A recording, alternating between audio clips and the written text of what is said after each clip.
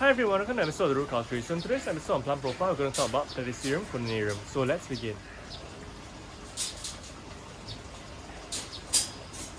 And this is the Platycerium Coronarium.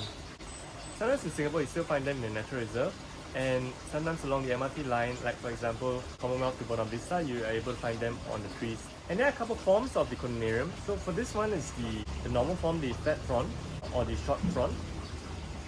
And there are the slightly thinner ones where you can find them in Malaysia, Thailand and Philippines moving upwards.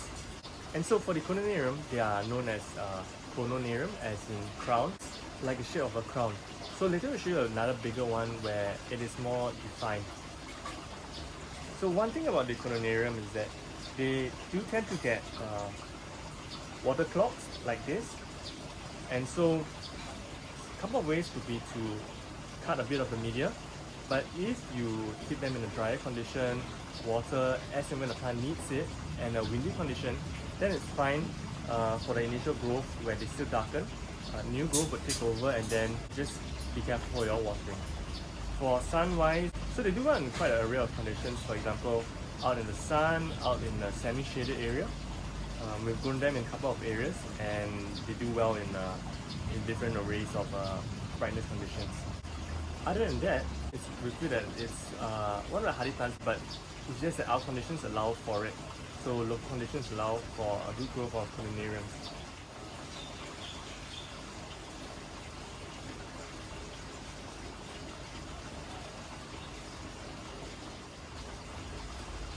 So something like this, they do produce, like we mentioned, crowns.